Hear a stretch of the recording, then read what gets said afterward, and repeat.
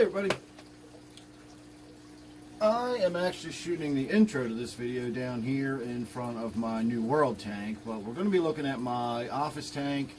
My German blue ram in there has been doing really rough lately, and I've been trying to keep track of two different tragedies that I've got going on right now. I've got my rainbow fish that died in my 125 down here in my fish room, and on the same day I was having this issue with my German blue ram, and then I got busy, and before you know it I kind of forgot all about the video I'd shot of the German blue ram. So this video is actually a few days old now when I'm posting it, and by the end of the video you'll realize that the German blue ram is no longer with us. But this is the final video I've got of my German blue ram. Again, I hate to dump so many bad news videos all at once on you. I'm not really sure why it is, but whenever I seem to be dealing with an issue with one fish or one tank or something, almost invariably something completely unrelated comes up in at least one or two other tanks at the same time. It always seems to go in groups.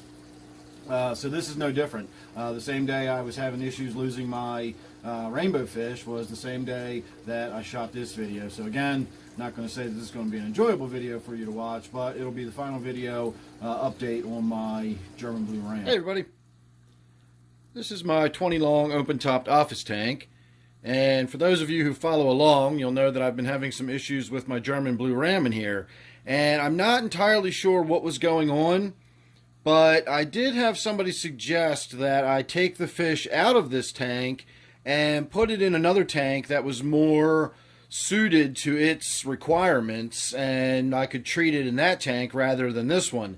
And I'm not entirely sure what was meant by that, because I set this tank up for that fish. It's got the right temperature, it's got nice soft water, it's got plenty of caves and places to hide, it's got good gas exchange, and it has no pesky inhabitants that will harass or stress out the ram or anything else. So other than me not keeping the nitrates really low in this tank, that would be the only difference between what people call the perfect environment for the German blue rams versus what I've been doing.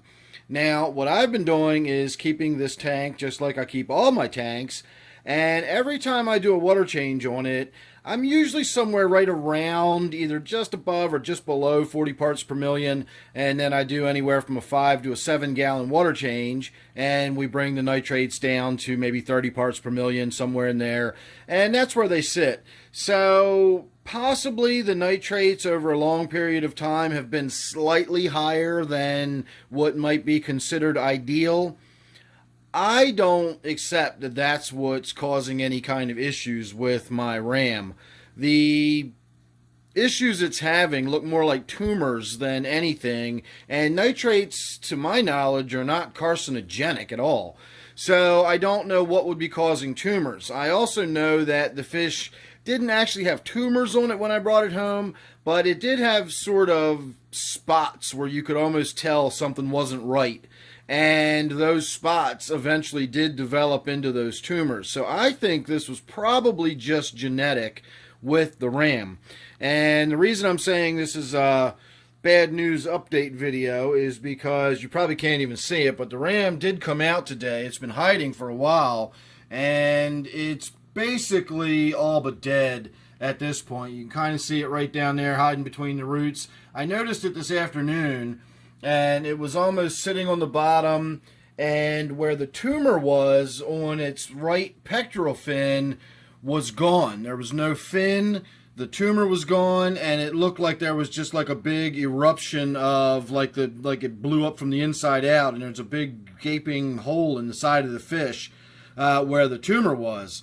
So I did another water change on this tank again today just to keep the nitrates as low as possible. That was actually before I noticed the tumor the way it was. And when I was filling the tank up, the fish was just sort of swirling around in the current. It was swimming half sideways. Its color's completely gone.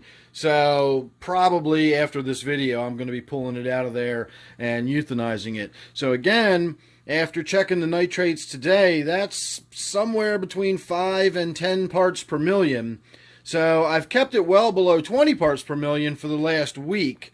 And I've actually been feeding the medicated flakes and food to this tank just in case. Of course, those flakes were for intestinal parasites or anything. I don't know what effect they would have on any kind of tumor. But again, I don't know what to make of what went on. I was kind of expecting to find out one way or the other when it comes to nitrates. If the nitrates are too high in the tank, again, I really don't know what's supposed to happen to fish when the nitrates are too high, because from everything I've understood, to be too high, you need to be in the hundreds and hundreds, possibly even the thousands of parts per million before the nitrates start killing fish. So I don't know what caused whatever happened on that fish, but I think it was genetic. Anyway you slice it, I think that's the end of the line for my German blue ram in there. When the world starts up again at some point and we can, maybe venture out and so on, maybe I'll get back down to the fish store.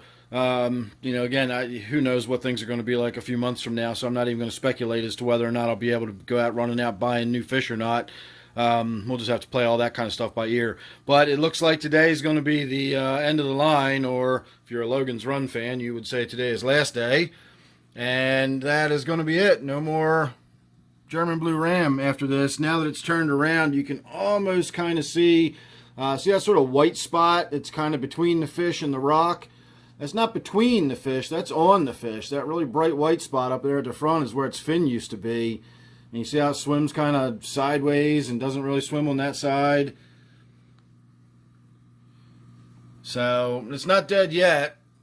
And it looks like it's trying. So now that I've done another water change, again, I don't know how simple water change is going to do anything or not, but I did a water change and there you go. So make sure you're subscribed. You never know what you're going to get with me. It's not always good and it's not always fun, but it's always what's going on here in my fish room somewhere. So thanks for watching this one. Make sure you're subscribed. Don't forget this one is my 20-gallon open-topped office tank. Thanks a lot, and I'll see you real soon in the next one.